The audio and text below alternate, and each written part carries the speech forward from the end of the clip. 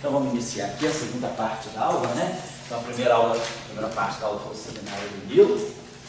E aí agora a gente vai voltar ao nosso tópico, que é a discussão da eletrodinâmica de Maxwell, Coulomb e Ramon. Eu queria só sinalizar para vocês duas referências novas que eu tive essa semana de eletrodinâmica novas que eu não conhecia. Eu vou dar para vocês duas interessantes que apareceram. Elas estão aparecendo muito em conexão com o estudo de buracos negros. E são essas eletrodinâmicas aqui, eletrodinâmica de Bardeen e eletrodinâmica de Bronikov. Eu não conhecia nenhuma das duas. E eu vou ver se eu pego a referência. Bardeen não é o mesmo lado da supercondutividade, né? É isso que eu deixa eu procurar aqui. Esse nome eu escutei em algum lugar também. Bardeen, tem o Bardeen da supercondutividade. Exatamente. Alguma coisa assim. Exato. BCS, né? Isso, BCS, o modelo BCS, isso. Referenciar.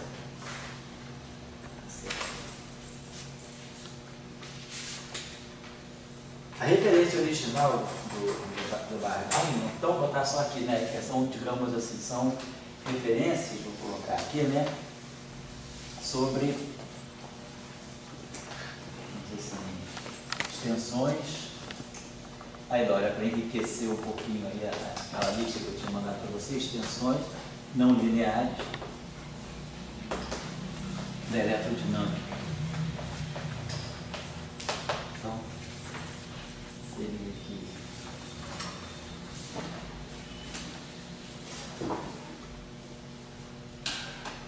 Eu vou chamar assim, é chamada eletrodinâmica, vamos dizer assim, de Bardeen. Ela inclui monopolo magnético, tá? Então inclui, antes que na verdade ela descreve, né? Monopolo magnético.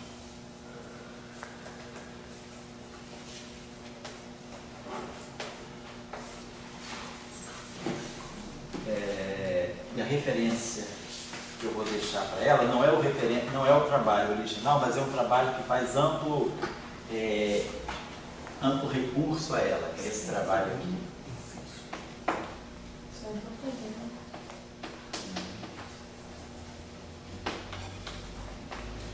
Esse Bardeen não é o Bardeen, né? Eu não sei se é o Bardeen, eu acredito que não, porque o Bardeen não tem nada a ver com matéria condensada, mas não sei se esses caras são tão versáteis, né? Porque eu não sei qual é a inicial. Está meio velho, se não morreu. Eu não tenho a referência original aqui.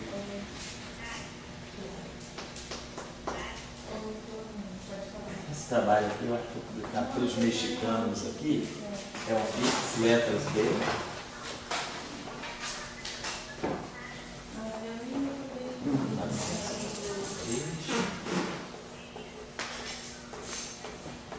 Então, nesse trabalho aqui dessa dupla de mexicanos, vocês podem encontrar referência ao original do trabalho, tá bom? E a outra referência, a outra eletrodinâmica. Mas é não linear essa. É não linear. São todos os dois que eu vou dar aqui são não lineares, tá?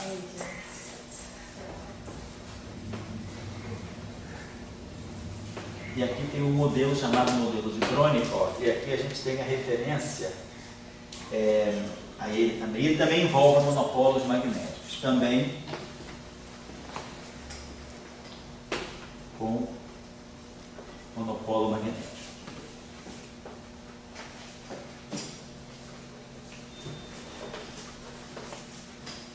A Dira que eu achei. Monopolo latino. A referência aqui é o próprio autor, é o Kirill Bronikov. Ele já esteve aqui no CPPF, já foi convidado aí do IFRA. Uma época ele passou um tempinho até longo aqui no CPPF. É um Physical Review.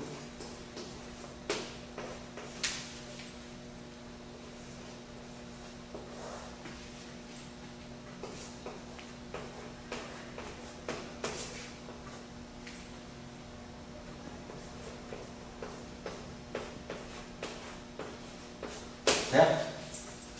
Beleza. Então, eu queria dar para vocês, porque esse paper chegou nas minhas mãos essa semana. Você fica 41. Agora deve ser 41. Eu não tenho numerado, mas deve ser 41. A gente tinha 39, eu acho que era 39 na atualização do ano passado. Era interessante você botar e pedir para o Chalca colocar no. Eu acho que já colocou, já, Chalca. Você já colocou aquela lista de extensões da eletrodinâmica? Eu coloquei, mas posso atualizar para colocar isso? Eu vou colocar aqui, eu vou te dar. Eu já atualizei a minha, eu passo para você então a lista atualizada. Tá bom. Beleza. Então tá certo.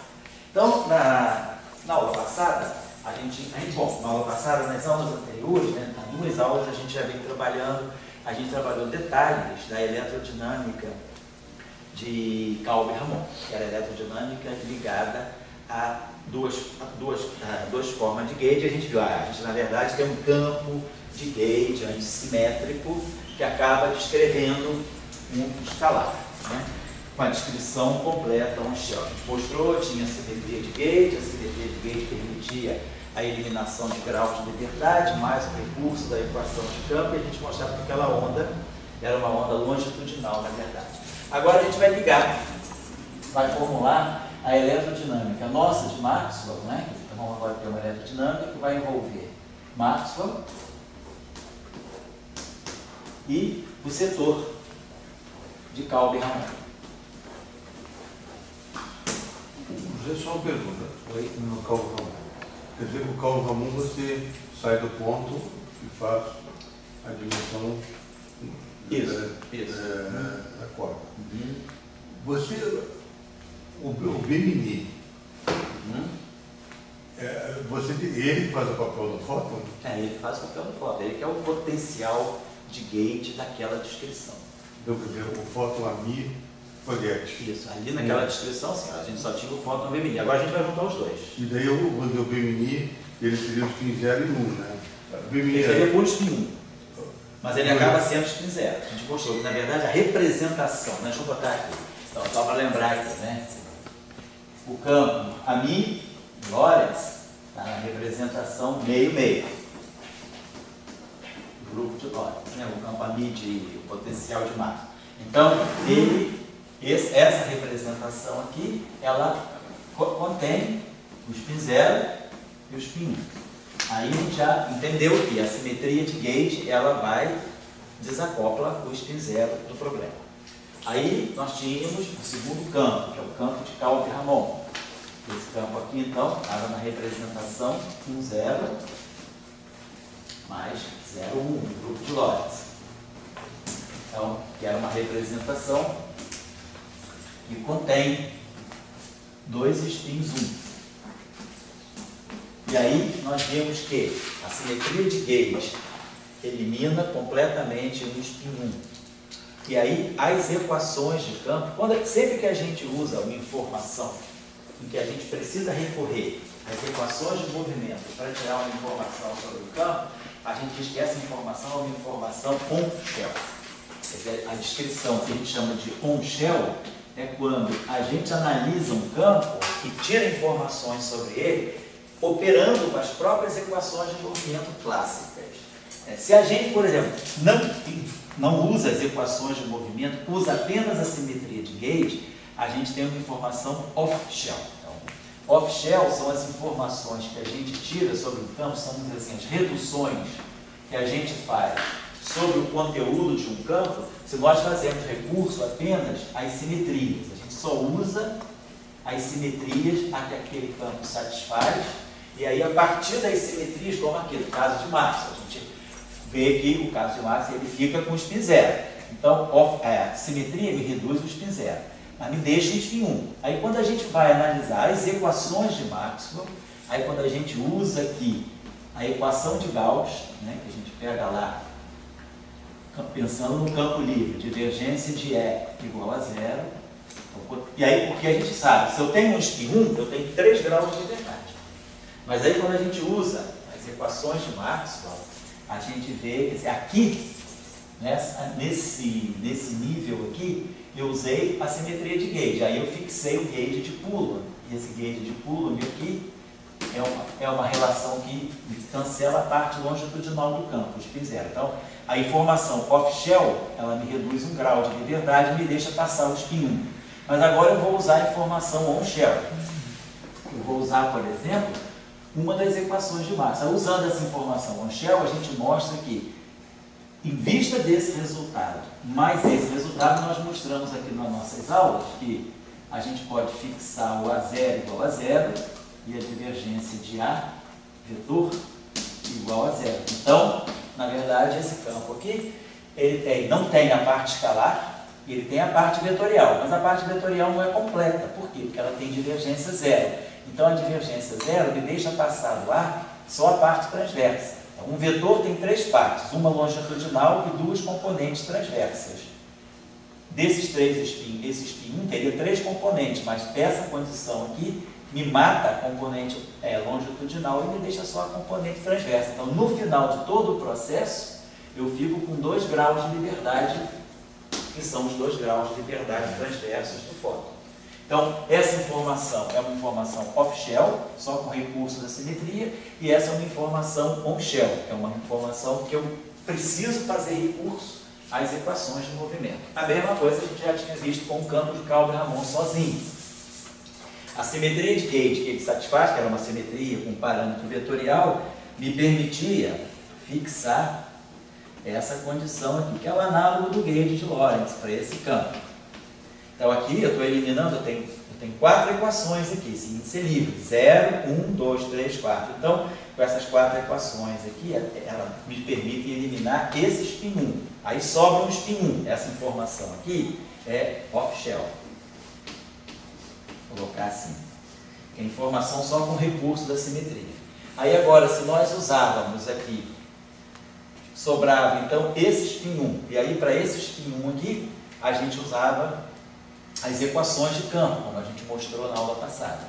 E aí a gente mostrava que pelas equações de campo, a gente acabava podendo escrever o campo elétrico como sendo ligado, vamos dizer assim, especificado, como se fosse o gradiente, o campo elétrico é como se fosse o gradiente do setor magnético. Então aqui eu usei as equações de campo. Então essa informação aqui é uma informação on-shell. E aí, sendo essa informação on-shell, a gente viu que dos 2 spins 1, essa condição matou 1. Sobrou um spin 1, que teria 3 graus de liberdade. Mas aí as equações de campo me mostraram que o vetor aqui, que estaria associado a esse spin 1, na verdade é o gradiente de um escalar. Então, esse é o verdadeiro grau de liberdade física. Então, a informação on-shell me diz que esse campo se comporta como se fosse um campo escalar, ele tem apenas 1 grau de liberdade, tá certo? Esse spin que você está falando aí é da partícula que é responsável pelo campo. É a partícula associada ao campo. Não é da carga. Não. É o mediador da interação. Não tem carga, o campo é livre. É que nem um fóton livre se propagando no bar. Eu fiquei interessado em saber como é que ficam as equações de Maxwell, eletrodinâmica, com carga de spin 1. Então vamos fazer aqui no curso. Tá? No programa não. Fazer eletrodinâmica com carga de spin 1. É um dos próximos passos. Só uma pergunta boa. Fala aí. Esse divergente de A, qual é o nome que se dá a esse gauge aí? Esse gauge aqui se chama de gauge de Lorentz ou gauge covariante. Na literatura aparece como sendo gauge de Landau, às vezes. O gauge de Landau na verdade, o gauge de Landau é um caso particular do gauge de Lorentz. Porque quando você fixa, quando você pega, vamos dizer assim, vamos pegar a eletrodinâmica aqui de Maxwell puro, menos 1/4 de F ao quadrado. E vamos colocar aqui o termo de gauge fixo. Então, vamos fixar aqui o calibre. Vou fixar o gauge aqui. E aí, vamos agora reescrever esse lagrangiano assim. Esse termo aqui nós já sabíamos como reescrever. Ele acaba ficando 1/2 de Ami da Lambertiano θ μi ali, projetor transverso. E reescrevendo esse termo aqui, esse termo fica menos 1 sobre 2α Ami da Lambertiano ômega mini Ami. Então, essa é a maneira como eu escrevo meu lagrangiano de Maxwell, mas eu introduzo no lagrangiano a condição de gauge fixa. Ela aparece dessa forma. Aquilo que eu digo que dB Ami é igual a 0 como um statement isolado, se eu quiser introduzir esse statement aqui no lagrangiano, ele entra dessa forma. Eu já expliquei isso mais aulas atrás. Se eu agora quiser tirar essa função de Green, nós já sabíamos como fazer a questão, fazer o problema. Nós temos Lagrangiano, eu posso escrever dessa forma. Um meio de Ami da Lambertiana. Aí aqui a gente tem esse operador. Θ Mi menos 1 sobre alfa ômega Mi Ami. Tá? Então, esse Lagrangiano adquiriu essa forma. O que é a função de Green do problema? A função de Green do campo é o inverso desse operador aqui. Então, isso aqui é a nossa função de Green do campo do fóton. Então, vai ser o inverso desse operador, 1 sobre D'Alembertiano. E aí nós já sabemos, quando nós invertemos um operador que tem o alfa e o ômega, é só inverter os coeficientes. O inverso de 1 é 1, então θ Mi. E o inverso do menos 1 sobre alfa, menos alfa, ômega Mi. Então, eu já inverti essa matriz. Se eu quiser inverter essa matriz aqui diretamente no espaço de Minkowski, nós já tínhamos aprendido que qualquer combinação desse modo, alfa, θ Mi, mais beta, ômega Mi, a inversa dessa matriz, ela pode ser escrita como sendo 1 sobre alfa, θ Mi, mais 1 sobre beta, ômega Mi. Basta multiplicar esse operador por esse que a gente vai ver que no final do dia dá, se eu pegar esse operador aqui, alfa, θ Mi, mais beta, ômega Mi, e multiplicar por essa matriz aqui, 1 sobre alfa, θ Mi kappa, mais 1 sobre beta, ômega Mi kappa, no final sobrando delta de Mi alfa. Então isso mostra que esse objeto aqui realmente inverte esse, porque no final do processo a gente ganha identidade. Então eu inverti esse operador aqui. Vamos escrever isso aqui, porque eu vou chegar lá onde você está falando. Aí agora vamos rearrumar um pouquinho só a forma dessa função de Green. Então G' é 1 sobre D'Alembertiano, que nós já conhecemos, né? 1 sobre D'Alembertiano é delta de T menos módulo de X sobre C sobre módulo de X menos X'. A gente sabe aquela discussão causal, a função de Green causal. Vamos abrir só essa expressão aqui, θ Mi. Então, é delta Mi, θ Mi, menos dmi sobre D'Alembertiano. Isso aqui é o nosso θ Mi. E o nosso ômega Mi, então, vai ficar menos alfa dmi sobre D'Alembertiano. Essa aqui é a nossa função de Green. Vou voltar para cá. Então, a nossa função de Green ficou assim, 1 sobre D'Alembertiano. Vamos agrupar esses termos aqui. Esse aqui ficou então vamos logo abrir isso aqui. Ficou 1 sobre D'Alembertiano, θ Mi. Então, ficou θ Mi sobre D'Alembertiano, é o primeiro termo. E o segundo termo, peguei esse aqui. E depois esse aqui eu vou juntar com esse, vai ter um fator aqui, menos 1 mais alfa, 1 sobre D'Alembertiano, e aí dmi sobre D'Alembertiano. Vou botar então esse D'Alembertiano ao quadrado aqui. Então essa é a expressão geral da função de Green. Vamos passar isso aqui para o espaço dos momentos. Então, passando para o espaço dos momentos, D'Alembertiano é menos K2. Então, isso aqui vai ficar menos θ Mi sobre K2. E aqui vai ficar IDT menos I kappa Mi menos I kappa Mi. Então, dá menos K Mi sobre menos K2. Então, os sinais todos se compensam. Então, fica menos 1 mais alfa, kappa Mi, perdão, fica mais, né? Porque aqui é menos K2 ao quadrado. Aqui fica um sinal menos que vem, porque o dmi fica menos I kappa Mi, o dmi fica menos I, o espaço de Fourier. Então isso aqui dá menos kappa Mi, mas aqui dá menos K2 ao quadrado. Então o menos desaparece. Por isso que isso fica. Então a gente pode botar esse menos aqui em evidência. E aqui fica menos. Sobre K4. Então isso aqui é a função de Green do campo do fóton no gate de Lorentz em geral. Aquele parâmetro alfa completamente à vontade. Se o alfa for igual a menos 1, esse termo se cancela. Então, a função de Green fica menos θ Mi sobre K2. Isso é o que a gente chama de gate de Feynman. É o gate covariante de Feynman.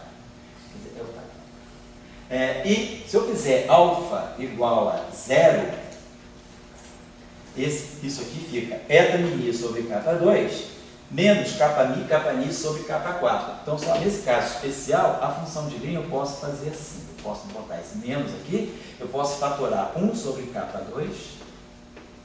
E aí quem vai aparecer aqui, ó, eta μ, se o alfa for 0, vai ficar menos κ ni sobre K2, que é um operador transverso, é o θ μ. Esse é o chamado gate de Landau. Então, no gate de Feynman, o propagador é isso aqui. Ele tem parte transversa e longitudinal. O gate de Landau não. O propagador, ou a função de Green do fóton no gate de Landau, ela é estritamente transversa. Então, é isso que caracteriza o gate de Landau. Então, o gate de Landau é um caso particular do gate de Lorentz. O gate de Lorentz ele deixa esse alfa em aberto. Alfa é qualquer valor real. Então, valores especiais de alfa, por exemplo, alfa igual a 0 ou alfa igual a menos 1. Poderia pegar qualquer alfa também. Mas os gates mais utilizados são o de Feynman e o de Landau. Então, o gate de Landau é um caso particular que encaixa na categoria de gates de Lorentz, ou gates covariantes, tá bom?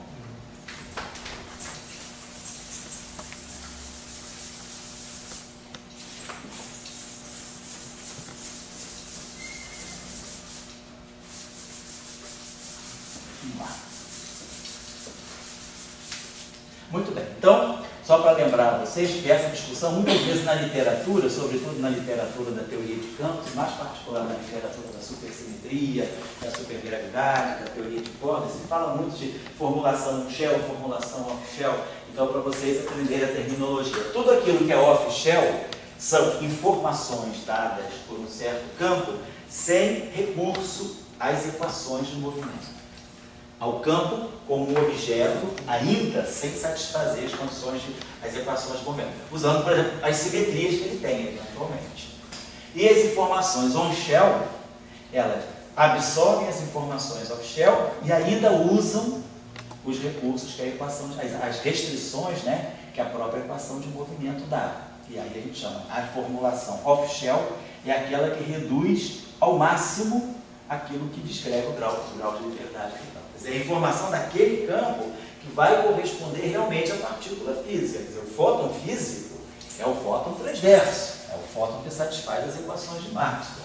Então, esse é o fóton físico. Então, quando a gente fala da partícula física mesmo, a gente está falando da partícula on-shell. Quando a gente prepara o estado de um fóton, é um fóton que satisfaz as equações de Maxwell. É aquele fóton que tem tal frequência e tem os campos transversais. O fóton livre. O habitual. Oi? Seria o habitual. É o habitual. Habitual on-shell. O off-shell O off-shell é o virtual. É o virtual. É o virtual, aquele que não satisfaz as equações de movimento. Por isso que as flutuações quânticas, elas são flutuações em torno das equações de movimento. Então, as flutuações quânticas não satisfazem as equações de campo. Então, isso aí é que são os campos off-shell. Tá bom? Então, isso é o que a gente tinha. O que a gente vai fazer agora, um pouco na direção que você está estudando lá com o Márcio, que é um Chern-Simons, mas é um Chern-Simons. Mas você está falando só você está concluindo isso. Fala aí. Então, o seu BMI é um fóton escalar. É um fóton escalar. Agora, Eu não atribuía a esse campo, vamos dizer assim, a categoria de ser um eletromagnetismo. Mas, por exemplo, se eu quiser no eletromagnetismo descrever um fóton escalar, talvez seja essa uma boa proposta. Então, você quando tem um AMI, Sim. o AMI tem um campo vetorial e um escalar. Isso. Então ele tem um fóton escalar Também tem. Que Aí você está dando elimina. uma outra maneira de colocar o fóton escalar. Isso, exato. Agora eu tenho a pergunta seguinte.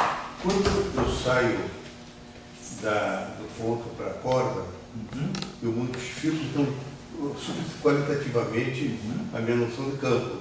Quer dizer, o campo da corda de AMI vai para BMI, Isso. que for. O campo de uma membrana vai com 3 índices. Já viu isso, né? É. Já viu que se tiver um objeto com P dimensões, uma P-brana, né? Então, o campo de gauge associado a ele é um campo que tem um P mais um índice. Ele é antissimétrico, tem P mais um índice. Então, se a partícula é pontiforme, não tem dimensão, P igual a 0. Então, P igual a 0, meu campo tem um só índice. Se a minha partícula é estendida, P igual a 1, um objeto de uma dimensão, tem uma dimensão apenas, eu vou ter um campo com 2 índices. Se o meu objeto é uma membrana, tem 2 índices, tem 2 dimensões, P igual a 2. o meu objeto vai ter 3 índices. Então a gente associa potenciais de gauge de ordem de T mais 1 índices, né? E completamente antissimétricos, isso é o que a gente chama de T mais 1 formas. São as formas, são objetos completamente antissimétricos com N índices, né? Então isso aqui é uma P mais 1 forma, ela está associada à descrição de um objeto em P dimensões, um objeto tipo uma P branca, que a gente chama de uma P branca, certo? Mas agora a pergunta que tem, então, quer dizer, você perde aquela elementaridade que você tinha inicial. Elementaridade em que sentido? No sentido que você tinha um AMI, certo? Agora você tem, em termos de minimos. Ah, entendi, tá certo. Não quer dizer que às vezes a partícula, a cordinha pode ser uma partícula, pode ser um objeto elementar, ele não é composto de nada. Mas então a elementaridade que você diz é simplicidade. Daí você diria, não, eu não perco a elementaridade, porque eu tenho um fóton. Isso. Eu não vou descrever o fóton por AMI, Isso. eu estou descrevendo por BMNI. Acabou, essa é a minha maneira de ver. Mas eu só quero dizer o seguinte, é um salto que a corda faz muito forte em cima da teoria de campo. Então, por exemplo, você tira o teu campo elétrico em cima de AMI, aquelas que você tirava, você agora tira tudo em cima de uma outra composição, uma outra onda eletromagnética. Você muda a composição. Claro, você muda a descrição completamente, sem dúvida. Isso não é assim você está, por exemplo, tem uma onda eletromagnética. Então, tem uma onda eletromagnética. Em cima daquele meu AMI, eu montei uma onda eletromagnética, montei minhas equações, montei minha coisa. Não. Então, na minha corda eu não tenho mais AMI, droga isso aqui. Só que, se você for descrever, você não está dizendo que aquela corda descreve o elétron, você está dizendo que aquela corda descreve um objeto finitos. Se você agora quiser descrever o que é o fóton nessa formulação da corda, então o fóton não é aquele campo que faz a intermediação da corda, ele não é o BMI. Você pode buscar o que quer dizer, numa teoria de cordas, aquilo que você interpreta como as partículas são as excitações da corda. Então, o que a gente está fazendo aqui com esse BMI é diferente. Nós estamos pegando a corda e vendo o campo que faz a intermediação da interação entre cordas. Mas isso não quer dizer que esse campo vai representar um fóton. Se eu quiser descrever, essa minha cordinha descreve um elétron e esse BMI então é o fóton. Não é isso. Eu estou apenas dizendo que eu tenho um objeto estendido e que a interação entre objetos estendidos é mediada por campo de Rankine. Foi o que a gente fez, o campo de Kalb-Ramond. Mas agora, se eu quiser, nesse cenário, o que é o elétron nesse cenário? O que é o fóton nesse cenário? Então, nesse cenário de objeto estendido, o elétron não é a própria corda. O elétron é um modo de vibração dessa corda que você diz, é uma corda carregada. Então, tem toda uma descrição como atribuir números quânticos a essa corda e como estudar os modos de vibração dessa corda. Aí você vai ver que essa corda tem vários modos de vibração. Porque, na verdade, essa corda, se ela for bosônica, ela não vai ter vibração fermiônica, não vai poder descrever o elétron. Você tem que introduzir uma corda de natureza fermiônica, e aí isso vai descrever o elétron, a vibração dessa corda descreve o elétron, e a vibração da corda bosônica descreve o fóton. Então, o fóton e o elétron, essa eletrodinâmica, ela vem como objetos que são modos de vibração das cordas. Tá? Então, só para não ficar essa associação imediata de que quando a gente passa para a descrição de corda, aquele campo intermediador das cordas já seria o fóton. Se aquela corda descrever um elétron, o campo mediador é o fóton. Não. Você tem que introduzir uma corda com natureza fermiônica, isso aí é chamado modelo de Navier-Schwarz. Você introduz uma corda fermiônica, essa corda fermiônica oscila e produz uma oscilação do spin meio, que é o elétron. Carregada se você colocar cargas nessa corda. E aí a corda bosônica, que é neutra, ela vibra, produz uma excitação de spin, que é o fóton. Esse fóton vai interagir com esse elétron, mas não é o BMI. É como se você fizesse outra descrição. Outra descrição. Se você imaginou ela no corpo estendido, nada mais vale. Aí você tem que começar a encarar ela como uma outra física. Tudo muda. Agora, o que a gente está querendo aqui é trazer esse campo BMI, que eu motivei como sendo um possível campo de gauge para descrever objetos estendidos, mas nessa descrição que eu vou trazer agora, eu vou acoplar ele com fóton. Ele não vai estar ligado, ele não vai estar sendo campo que está mediando uma interação de corda. Eu estou simplesmente dizendo o seguinte: eu posso fazer uma uma espécie de um mixing entre o campo do fóton. Será que eu posso fazer um mixing desses dois campos aqui, desse campo de ranking de vetorial com esse campo aqui? Será que eu posso unir esses dois campos aqui e ter uma descrição que vá vamos dizer, se assemelhar a alguma coisa que seja um fóton massivo? Essa é a descrição. Nós entendemos as motivações de entender o BMNI, que ele é um escalar, sendo um escalar, ele traz um grau de liberdade. Esse grau de liberdade pode ser acrescentado aos 2 graus de liberdade do fóton para gerar um fóton massivo. Essa foi toda a motivação da coisa.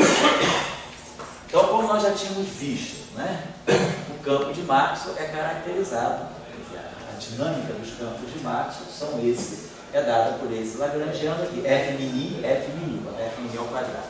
Esse cara aqui, a gente já tinha visto, a dinâmica dele é dada por 1/6 daquilo que é o tensor de intensidade de campo, que é um campo de rank 3 associado. Então, eu vou botar as definições aqui. E aqui é que a gente vai introduzir um termo novo que eu posso introduzir em 4 dimensões, que é esse termo aqui. Vamos colocar aqui um parâmetro, chamar um parâmetro psi aqui.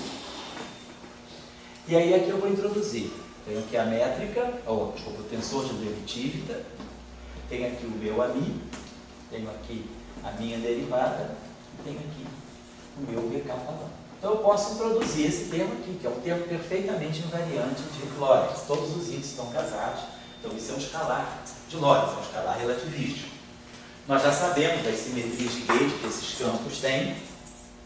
Então nós já tínhamos descrito, né? Esse campo aqui, F mini, está associado ao seu dual, que é F tilde mini, dado por isso aqui, o meio de epsilon, mi, kappa lambda, F kappa lambda. E nós já sabíamos da nossa descrição que esse dual satisfaz a essa identidade que é chamada identidade de Bianchi. Isso aqui é independente das equações de campo, isso aqui é fruto explicitamente da simetria. Então isso aqui esse F tilde mini satisfaz a essa equação. Paralelamente, nós tínhamos visto, né, que o G mini kappa, que era o tensor de intensidade de campo associado ao BMI, ele está associado a um dual, que agora é um dual de natureza quadrivetorial. Então isso aqui é 1/6 do epsilon mi kappa lambda G mi kappa lambda. Nós tínhamos interpretado essas coisas aqui, tínhamos tirado os campos e sabemos que esse dual satisfaz a sua correspondente identidade de Bianchi, que é essa aqui. Então isso era o que nós sabíamos desses campos. Por outro lado, nós sabíamos também quais eram as simetrias, né? A gente já tinha colocado quais eram as simetrias, né, de Gauge que controlavam a propagação desses campos. O campo AMI está associado a uma transformação de Gauge, que desde aquele lagrangiano de Maxwell invariante. Então, a transformação, nós temos 2 transformações de jogo aqui. Temos o AMI, né, que é a transformação típica, né, de Gauge do eletromagnetismo.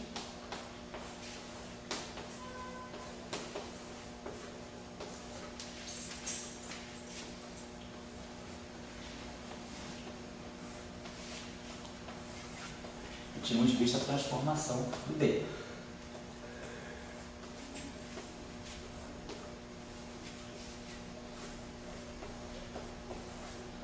Então, essa transformação aqui é uma transformação 1, então a gente diz que, na verdade, esse modelo ele tem 2 invariâncias abelianas 1. Invariância 1 associada ao campo B e separadamente, né, por isso tem o produto cartesiano, independentemente uma invariância de Gauge associada ao campo B. Então, temos o modelo 1 próximo 1 invariante. E aí, se a gente faz essa transformação aqui no F mini, o F mini sozinho é invariante, a transformação do A não mexe no B, mas aí o A muda. Se eu fizer então uma transformação de Gauge de tipo Maxwell, esse termo aqui por si só é invariante, mas esse termo aqui muda. Se eu fizer uma transformação de Gauge no A, esse termo aqui vai nisso aqui. Ele vai em AMI mais DI alfa e aqui o DI BK lambda. Só que, então esse termo aqui se decompõe em 2. O termo anterior, que é esse termo aqui, mas vai aparecer uma variação. Quer dizer, a variação de gauge desse termo é esse termo aqui. É isso aqui. Porém, lembrando que isso aqui é um termo dentro da ação, é um lagrangiano que, portanto, está dentro de uma ação, nós podemos fazer uma integração parcial, trazer essa derivada aqui para cá. E aí libera o alfa e bota isso no aumento. Esse terceiro termo aí de L, é o termo de interação? É um termo de acoplamento. Acoplamento, interação. Mistura os dois. E aí, agora esse termo aqui, a gente vê, isso aqui é antissimétrico em mini, e isso aqui é simétrico em mini. Então, essa contração identicamente zero. Então, o lagrangiano não é invariante, mas a ação fica invariante. Então, a simetria de gauge é uma simetria da ação, porque eu joguei fora um termo de superfície. Isso só é válido porque isso aqui é um lagrangiano que está dentro de uma integral de volume que dá a ação. Então, do ponto de vista da simetria de Maxwell, eu tenho invariância de gauge. Agora, vamos fazer a outra invariância separadamente. A outra invariância não toca aqui, isso aqui fica intocado. Esse cara é invariante, segundo a segunda simetria, nós já sabíamos disso. Agora, fazendo a variação de gauge na segunda transformação, eu vou ter, esse termo aqui vai mudar. O AMI não toca, né? A segunda transformação ela só mexe no D, mas o meu B vai ser transformado, ele vai nisso aqui, mas dmi xi menos dmi xi. Então, ele vai nisso aqui. Só que, de novo, isso aqui é o termo invariante. A variação. Então, a variação desse termo é dada por esse pedaço aqui. Então, essa é como esse termo aqui muda quando eu faço uma transformação de gauge em cima do D. De novo, vamos ter a mesma coisa. Ó, esse objeto aqui, nimi, é simétrico em mini. Demi. Isso aqui é simétrico. Esse termo aqui é identicamente zero, porque isso aqui é simétrico e isso é antissimétrico. É uma contração total. Agora, aqui, peraí, aqui era dmi, aqui é, perdão, aqui é d kappa, beta lambda. Esqueci que está o lambda, eu já fiz besteira aqui. De lambda, beta kappa. Raciocínio mesmo. Então, era isso que estava aqui. Então, a mesma coisa. Ó. Esse objeto aqui é simétrico em I kappa. Esse aqui é antissimétrico. Depois, esse objeto aqui é simétrico em Mi lambda. Esse objeto aqui é antissimétrico em Mi lambda. Então, essa contração é zero e essa contração é zero. Então, esse termo aqui também deixou o meu lagrangiano. Esse aqui deixou até mais. Ele deixou, na verdade, o próprio lagrangiano invariante, que eu não precisei nem fazer integração parcial. Então, esse termo aqui é, na verdade, um termo que leva a uma invariância de gauge da ação. Então, esse termo tem um significado, vamos explorar. É como o Henrique chamou a atenção, nós estamos, de uma certa maneira, acoplando. Ele não diz que é um termo de interação, porque geralmente a gente associa termos de interação a termos que tem 3 campos pelo menos, cúbico. Mas é um termo que a gente usa a terminologia, mas usar um termo de mixing, um termo de mistura. Ele mistura, ou acopla, né, esses 2 campos aqui. Então vamos ver agora qual é a física que sai daí, para saber qual é. A gente já conhece as simetrias, né? Já sabe que a simetria de gauge do fóton, a gente já sabe que ela off-shell, né? Então meu fóton off-shell, ele tem esse grau de liberdade, esses fins zero que não. A simetria de gauge elimina o zero. E do B mini, a simetria de gauge dele, que é aquela simetria de Calder-Ramon, elimina um dos spins 1. Agora vamos ver o on-shell. A gente precisa analisar essas equações do ponto de vista das equações de campo, a descrição on-shell. Vou apagar isso aqui. O que eu pergunto é o seguinte, num caso, você transformou em corda, e no outro se manteve. Não, no outro, cara, aquilo da corda foi só uma motivação. Qual é a possível, da onde é que isso pode surgir um campo antissimétrico de rank 2? Era isso que eu estava dizendo. Então, um campo antissimétrico de rank 2, naturalmente, é um campo que pode descrever interação entre cordas. Eu dei a motivação, como esse campo apareceu na literatura. Mas agora, eu não estou mais naquela descrição. Estou dizendo, vamos agora pegar uma descrição de partículas pontiformes. Vamos ver o que acontece da combinação de um campo vetorial com um campo tensorial. Se esse campo que foi usado nas cordas, eu trouxer ele para uma descrição que não é mais de cordas, se eu simplesmente ligar ele ao campo do fóton, o que sai dali? Você só está pegando a informação Isso. do outro lugar e juntando Isso. com a informação que você está com essa para ver. Estou fazendo o meu Frankensteinzinho aqui, estou pegando um pedaço de cá, um pedaço lá. Mas, na verdade, por que eu estou fazendo isso? Qual é a motivação? Porque eu sei que um campo de rank 2 antissimétrico, ele descreve um escalar.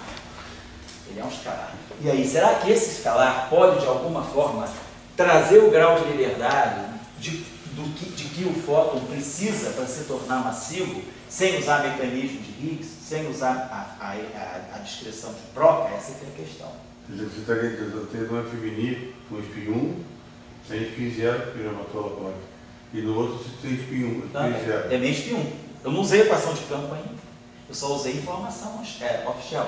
Esse BMNI tem 2 espinhos 1. A simetria de gauge dele mata 1. Então sobrou um espinho 1. Então só tem espinho 1 por enquanto. Eu não usei. O campo de Calvin-Ramon só descreve o espinho 0 depois que eu usar a equação de campo. Eu não usei as equações de campo ainda. Cadê ela? Vamos tirar. Certo? Então, vamos ficar. Então, o que a gente vai fazer? Como é que eu tirei a equação de campo? Faz o princípio variacional. Varia isso aqui em relação a mim. Então, tem uma variação que vem daqui, aqui não tem nada, tem a variação que vem daqui. Eu não vou fazer isso aí. É um cálculo que vocês já sabem fazer. Eu vou pegar o resultado que eu tenho aqui. Então, a equação de campo, quer dizer, variando, fazendo exercício aí como tarefa. Variando as equações de campo, o Lagrangiano em relação a mim, a gente obtém essa equação aqui, que seria a equação de base. dmi f mi mais 2si g til mi. Tchau, que essa cor pega bem aí no vídeo. Pega. Dá pra ver? Então essa aqui seria, isso aqui, se o xi é 0, eu tenho as equações de Maxwell no dado. Se o xi não é 0, eu tenho agora o resultado do mixing dele com o campo de rank 2. E continua valendo a identidade de Bianchi, que dá para nós as chamadas equações homogêneas. Tá aqui. Vamos fazer agora a mesma coisa, faz a variação em relação ao campo B. Tirar as equações de Euler-Lagrange para o campo B. Eu vou fazer uma variação em relação a B aqui, vou fazer a variação em relação a B, que aí usa aquele ferramental da integração por parte, etc. E a equação de campo que sai é essa aqui. Essa aqui é tipo aquelas equações que nós já tínhamos estudado.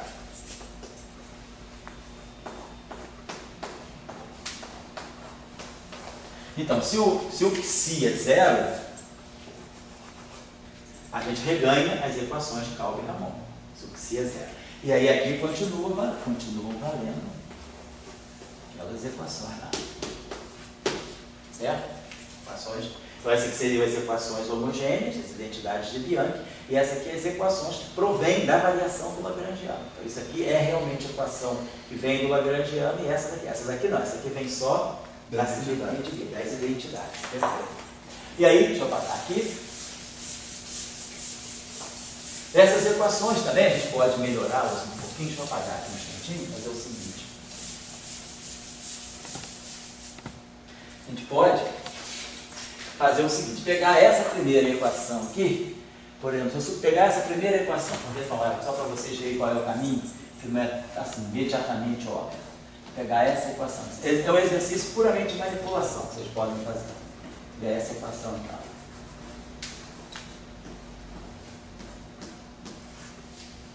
Se eu pegar essa equação aqui e substituir esse cara aqui... uma outra coisa que são relações algébricas também, que é importante colocar aqui.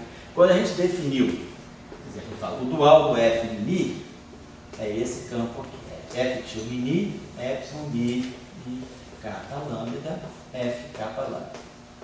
Já tinha explicado a vocês que a gente pode inverter essa equação, contraindo essa equação com epsilon, sei lá, alfa, beta, mini. O que sai dessa equação, se eu quiser inverter essa equação, eu obtenho que o F mini, escrito em função do F til, é menos 1/2 de epsilon mi kappa lambda, F til kappa lambda. Então essa equação pode ser escrita desse modo ou segundo a forma inversa. A mesma coisa vale para o G. Nós já tínhamos visto que o nosso dual do tensor G é o G til, 1/6 de epsilon mi kappa lambda, G mi kappa lambda. Daqui me sai o inverso. Eu posso agora escrever esse cara em função desse. Vai dar para nós que o G mi kappa é menos, acho que vai aparecer com sinal menos, Não, mas isso aparece no sinal mais. É epsilon mini capa lambda, G tilde. Então essas duas equações, esses dois resultados é importante porque quando a gente inverte a dualidade tem esse sinal menos aqui. Aqui não tem, mas aqui tem. Tem umas outras relações que eu vou colocar para vocês que podem não ser úteis imediatamente, mas que podem ser úteis futuramente. Por exemplo, se a gente pegar essa contração F mini, F mini, vamos dizer, F mi alfa, F tilde, mi alfa, se eu fizer esse cálculo aqui, a gente é capaz de mostrar que isso aqui é 1/4 do delta mi F, sei lá, alfa beta, F tilde, alfa beta. Então essa relação não é difícil de mostrar, é fácil de mostrar. O que eu faço? Eu pego esse F aqui, escrevo dessa forma. E pego esse F tilde aqui, escrevo dessa forma. Eu inverto. Aonde tem F, eu substituo por F tilde. E aonde tem F tilde, eu substituo por F. Vão aparecer contrações dos épsilons, essas contrações vão ser trabalhadas e me dá no final do dia esse resultado aqui. E a outra relação que pode ser interessante para vocês é essa aqui. G mi alfa. G til alfa. Isso aqui é zero. Vocês podem mostrar da mesma forma. Peguem esse G aqui, escrevam dessa forma, e pegam o G til, escrevam dessa forma. Vocês vão ver que isso aqui vai me levar a esse resultado zero. E o outro resultado que pode ser interessante para vocês é isso aqui. F alfa, ou por exemplo, F mi alfa, G til alfa é igual a menos 1/2 de F til alfa beta G alfa beta. Então, são resultados, as equações algébricas, né? É pura álgebra, não estou assim, não digo nem que precisa fazer. Quem quiser curiosidade de fazer, faz. Mas são relações algébricas que seguem facilmente dessas manipulações. Mas elas são úteis em etapas intermediárias. E às vezes o cara chega numa... Isso aqui aparece muito.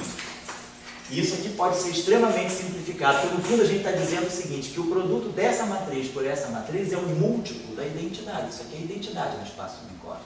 Então se eu pegar essa matriz aqui e multiplicar por essa matriz aqui, isso aqui é um escalar, nós já tínhamos até visto. Quem é F, F alfa beta, F til alfa beta? A menos de um fator, isso aqui é o E escalar B. Vocês estão lembrados aí das nossas aulas anteriores, né? F alfa beta, F til alfa beta é o E escalar B. Então, a gente mostra que, na verdade, esse produto aqui é a identidade vezes esse escalar. São só detalhes que não são importantes agora, mas que, já que vocês estão com a mão na massa, essas relações podem ser úteis em etapas intermediárias de alguns cálculos, tá bom? Então, eu vou apagar e vou retomar o que eu queria fazer com vocês, que vai precisar dessas identidades aí.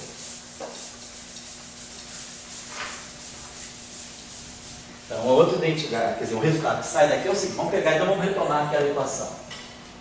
Essa equação aqui, vamos dizer, seria a equação de Gauss covariante para o campo de Maxwell. Então, é isso aqui. Se eu pegar, então, essa equação aqui, e essa equação tem um índice livre. Eu vou pegar essa equação aqui, e vou, ou seja, eu vou pegar esse campo aqui, vou substituir, o exercício é esse, eu vou substituir ele pelo seu dual. Então, eu vou usar essa relação aqui. F mini é menos 1/2 do epsilon mi kappa lambda F til kappa lambda. Esse objeto aqui, esse aqui eu vou substituir por essa relação do dual dele. Ele é 1/6 de epsilon mi kappa lambda rho G kappa lambda rho. Então tem essa equação agora escrita em função. Esse cara eu vou colocar em função do dual e esse em função do original. O que eu tenho? Eu tenho um epsilon livre, um único índice livre. Esse termo aqui, então, eu posso fazer o seguinte, eu posso, se quiser, bom, deixa eu contar, posso, se quiser trocar isso aqui, boto mi aqui e aqui fica com sinal mais. Aí eu pego essa equação e contraio essa equação toda com um epsilon, ni, alfa, beta, gama. Pego essa equação e contraio com esse tensor. E aí eu uso aquela expressão que nós conhecemos, né? Aquela famosa expressão epsilon, ni, i, kappa, lambda, vezes epsilon, ni, alfa, beta, gama. Eu já tinha dado essa expressão para vocês, ela é menos, e aí a gente tem aqueles 6 termos, delta, mi, alfa, delta, kappa, beta, delta, lambda, gama, mais blá blá blá. São 6 termos que aparecem, vocês já conhecem essa expressão. Fazendo uso disso, no final de manipulações algébricas, a gente ganha a seguinte equação. Vou botar aqui, dmi f til ni kappa mais dni f til kappa mi mais d kappa f til mi menos 2 si g mini kappa igual a 0. Então, essa equação aqui é exatamente essa equação, só escrita em termos dos duais. Então, é a mesma equação, mas pode ser útil para nós. Vamos deixar essa equação aqui. E nessa segunda equação, eu vou fazer a mesma coisa. Eu vou substituir esse objeto aqui pelo seu dual através dessa relação. E aqui eu vou substituir esse cara aqui por essa relação. Então, eu vou substituir esse cara pelo seu dual e vou substituir o f til pelo seu correspondente original. Então, eu vou ficar essa equação aqui, ela vai me dar, ó, dmi, epsilon, esse g mini vai ficar epsilon, mi, ni, kappa, lambda, g til lambda. Então, eu vou ter agora, esse epsilon vai aparecer com 2 índices livres. E aí eu vou contrair essa equação, não com 2 índices. Vou pegar essa equação, vai ser uma equação que vai ter. Essa equação tem 2 índices livres, ni, kappa. Então, no fundo, eu vou pegar essa equação, vou contrair ela com, por exemplo, ni kappa alfa beta. Faço esse exercício. Aí vai me aparecer um produto de um epsilon com 2 índices contraídos com outro epsilon. Usa as identidades que a gente conhece, preditiva, e ganha a seguinte equação. dmi g til mi menos dni g til mi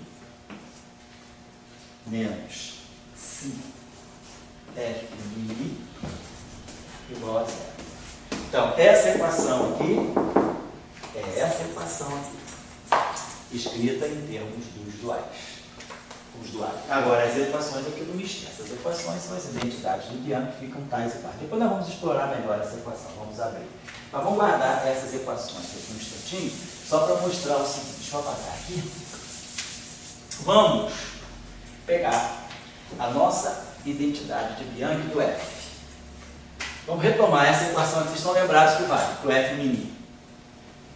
Na verdade, é essa equação aqui. Quer dizer, essa equação aqui, dmi f til mini igual a 0, ela também pode ser escrita, ela é idêntica a essa equação aqui. dmi f mi kappa mais dmi f kappa mi mais d kappa f mi igual a 0. Nós já tínhamos visto, sabendo que essa relação aqui é satisfeita, certo? Mas essa é uma coisa, né? Se eu tivesse, vamos dizer, o F mi fosse, o mi kappa fosse tudo simétrico. Sei. Você ali está tudo antissimétrico, por isso que está para o lado esquerdo. Você teria alguma condição de escrever assim, alguma coisa do lado esquerdo, assim, que é bom de mi. Aonde você diz, Nicola? Naquela equação? Ou qual? Ali, por exemplo, você está com tudo mi k é antissimétrico. Ah, tá. Ok. Se esse mi k, essa turma aí fosse simétrica, tem alguma chance de contrair assim? Tem. Pode contrair. Teria a chance de contrair. Porque aí você tem mais redutibilidade. Você tem os traços, você pode tirar os traços daquela equação, dessa equação não pode. Teria chance sim de contrair.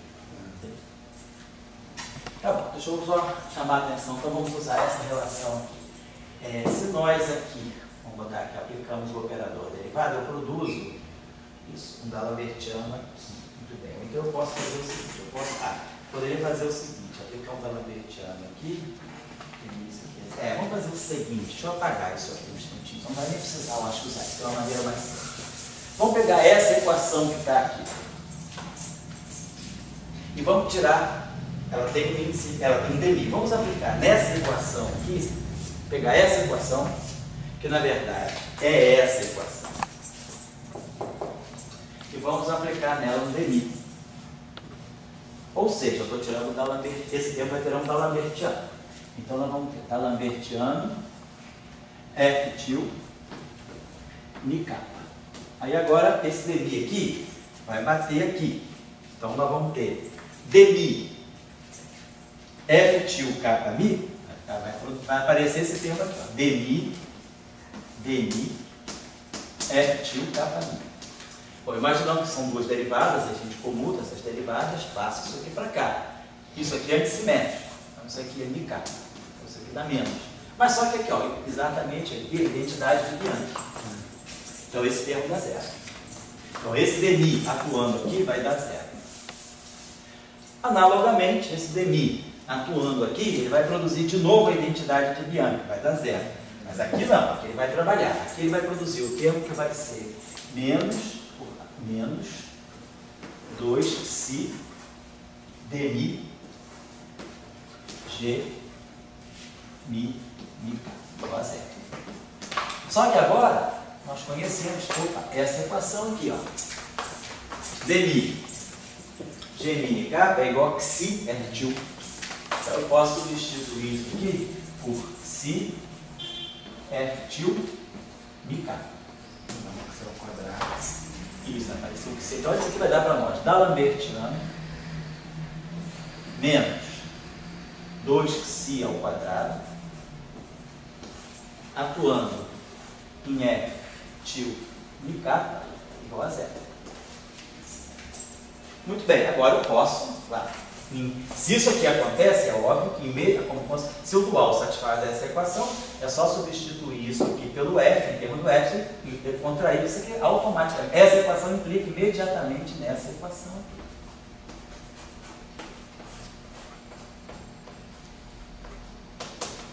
Essa equação implica nessa. O que nós estamos vendo agora? Nós estamos vendo que esse campo F, se o Xi é zero, eu tenho exatamente aquele fato que diz que os campos de Maxwell, que é quem está aqui dentro, o campo elétrico e o campo magnético, os campos E e B satisfazem uma equação que a gente não usou. Então a informação que nós tiramos dessa operação foi que D'Alembertiano menos 2xi ao quadrado F Mi kappa, F Mi, tanto faz, né? Agora vocês estão livres, é igual assim. Quem está aqui, campo E e campo B. Então isso aqui significa que D'Alembertiano menos 2. Se eu pegar a componente 0i, isso aqui vai me dar o campo elétrico. E se eu pegar o IJ, isso aqui vai me dar o campo magnético.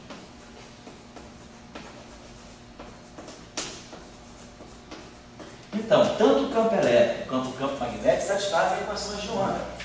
Só que agora não mais equações de onda tipo Maxwell, que é D'Alembertiano igual a zero. Se eu fizer as relações de dispersão, vamos ter essa equação aqui, é 1 sobre C2, D2 dt2, que vai ficar no espaço de Fourier menos ômega 2, menos Laplaciano, que vai ficar menos kappa 2. Passando tudo para o espaço de Fourier. E menos 2xi ao quadrado. Então, no espaço de Fourier, quer dizer, tudo isso aqui, vezes a transformada de Fourier do meu campo, igual a zero. Então, no espaço de Fourier, essa relação está se lendo assim, ó, ômega 2 sobre C2 mais kappa 2 menos 2xi ao quadrado igual a zero. Então, isso aqui é a relação de dispersão. Então, isso aqui está dando para nós que ômega 2 sobre C2 é igual a menos, né? Aqui é menos, perdão. Zero é o vetor? Estou estranhando isso. Oi? Você botou o zero ali como vetor. Aonde? Aí. Aí embaixo. Aqui? É um vetor isso aí? É o vetor zero. Mas ali só tem escalagem. Não, isso aqui é um vetor. Aqui tá errado. Eu errei. Não tem flechinha não. É zero escalar, desculpa, tá errado. Então, essa equação aqui está dizendo para nós que ômega 2, ômega 2 sobre C2 é K2 menos 2 que C ao quadrado. Então, vamos dizer que a gente aqui faça o seguinte, então ômega 2, então ômega 2 é igual a K2C2 menos 2 C ao quadrado, e aqui eu vou botar o C2, né? Tá certo. Então, só vamos identificar aqui os parâmetros, né? Deixa eu ver só se está, digamos, aqui tá certo. Eu não fiz erro de sinal, não, aqui não, né? Aqui é mais, aqui é menos, aqui é mais, aqui é menos. Então, esse cara continua aqui. Só dar uma olhadinha aqui, não, os sinais estão todos certinhos, né? Aqui, tá jóia. Então, a gente está querendo dizer isso aqui, a gente está querendo interpretar, a gente está vendo que tem uma relação de dispersão, que é tipo massiva. Eu só queria identificar esse termo aqui, digamos aqui, isso aqui, vamos botar, se a gente multiplica por h cortado ao quadrado, isso aqui vai ficar E2 igual a P2C2 menos 2 C ao quadrado, C2H cortado ao quadrado. Então, a gente vai querer, só que eu estou só com um probleminha, deixa eu apagar isso aqui, aqui, essa equaçãozinha aqui está separada para nós. Só queria acertar aqui, deixa eu ver se eu não estou com um probleminha de sinal, que isso aqui eu gostaria que desse positivo, porque se eu quero, ali está aparecendo que se eu faço que se ou menos que se, isso é indiferente, né? Deixa eu dar só uma olhadinha nas minhas equações de movimento, se eu não copiei nada errado. Eu tive aqui mais 2, tá, a primeira equação é mais 2 que se, tá certo? A segunda equação é com menos que se, tá joia? Isso, eu acho que eu fiz um errinho de sinal aqui. Vamos refazer, deixa eu apagar aqui, perdão, deixa eu apagar aqui de novo, deixa eu apagar isso aqui. Só porque eu acho que eu estou com um errinho de sinal que a gente deveria consertar. Vamos voltar aqui. Nossa, a equação que saiu da primeira foi essa aqui, né? Então a gente viu isso aqui, dmi f mi kappa, não, f til, primeira equação, mais dmi f til kappa i mais d kappa f til i, tá? E aí saiu, deixa eu ver aqui o meu sinal, saiu menos 2n, então menos 2 que si, perfeito, menos 2 que si é g mi kappa igual a zero. Então a gente já tinha feito essa operação. Aquela primeira equação reescrita em termos dos duais. Então ficou aqui pelos meus, pela minha notinha aqui, está tudo certinho, menos 2. E a segunda equação, que a gente também, aquela equação ali, que era menos aqui, a gente também usou os duais aqui, deu para nós isso aqui, dmi, essa segunda equação aqui, deu para nós, dmi g til i menos dmi g til i, e aí aqui ficou menos m, menos que si, perdão, f i igual a zero. Então, só que estou reescrevendo essas duas equações aqui. O que a gente fez agora? Então, deixa eu apagar isso aqui, que já está muito confuso. Eu já escrevi essa equação aqui em cima, então vou apagar tudo isso aqui, para não ficar sem nada aqui.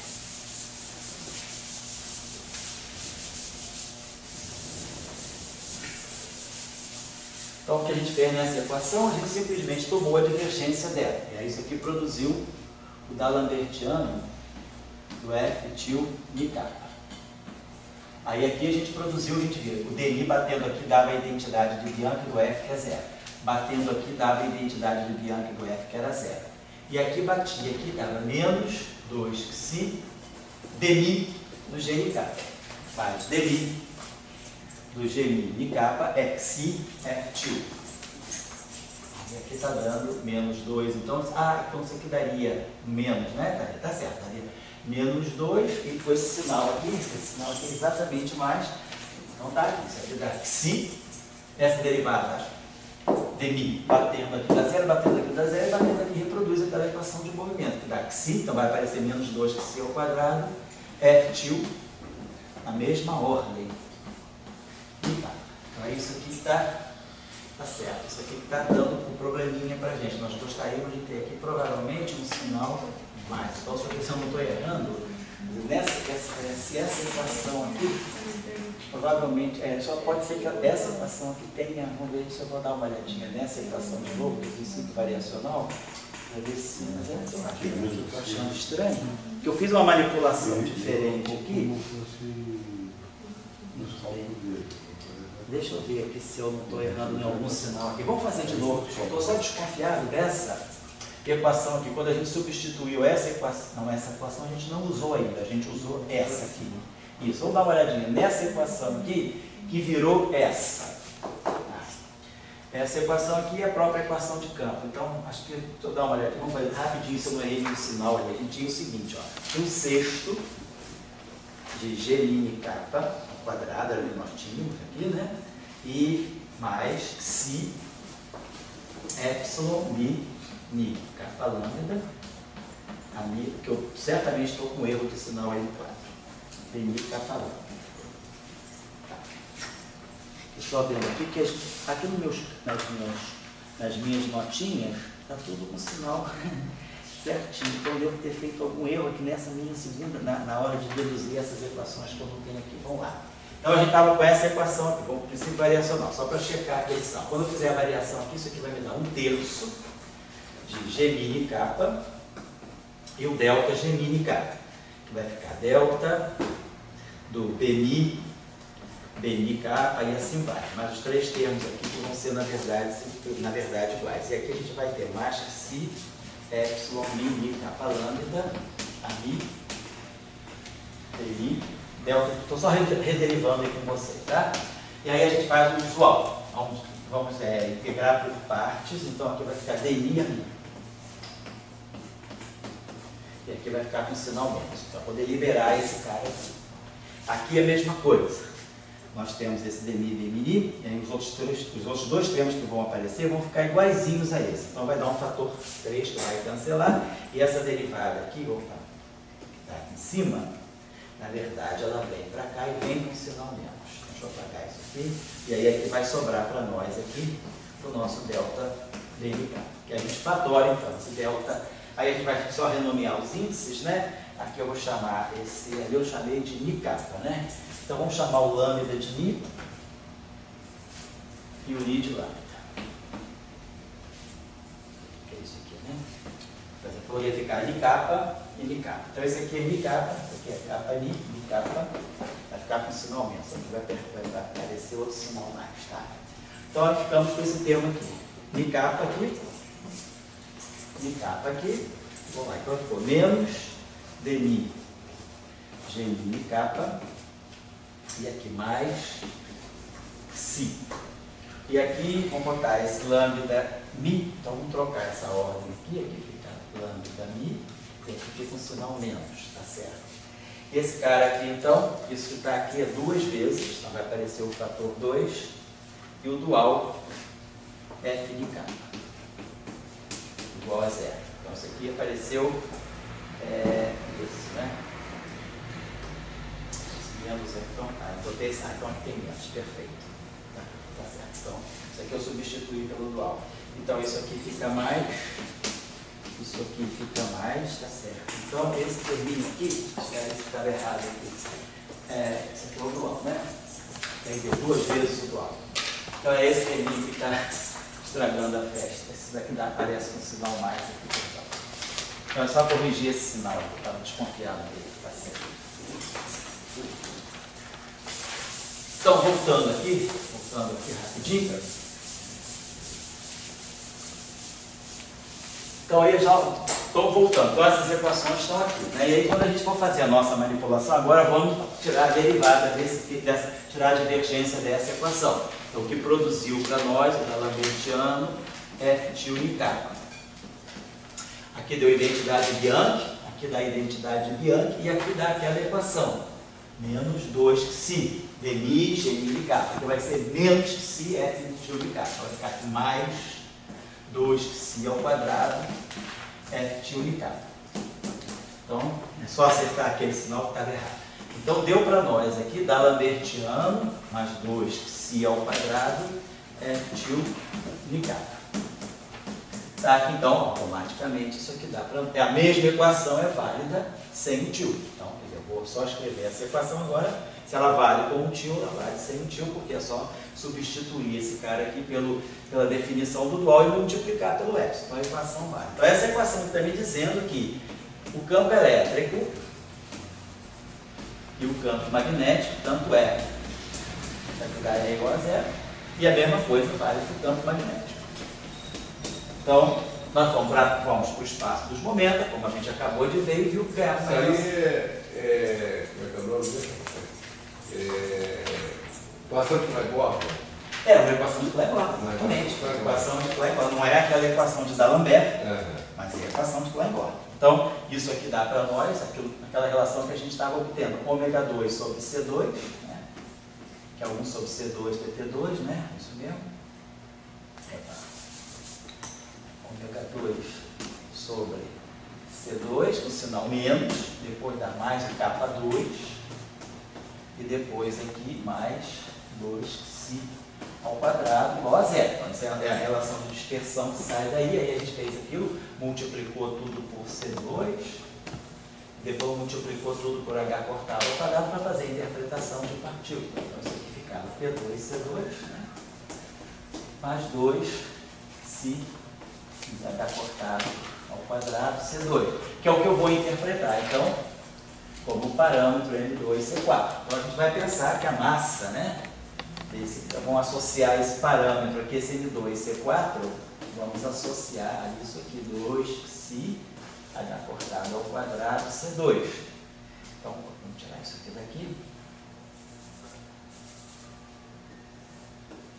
Então, a gente vê que esse parâmetro psi que está aparecendo na nossa equação, ele está fazendo o papel de M2C2 sobre 2H cortado ao quadrado, né? Então, esse nosso psi, ele é o meio, tá aqui. Isso aqui é o que a gente já conhece, é o inverso do comprimento de onda de Compton de uma partícula massiva com massa m. O comprimento de onda de Compton é H cortado sobre mc. Isso aqui é o comprimento de onda de Compton a menos 2.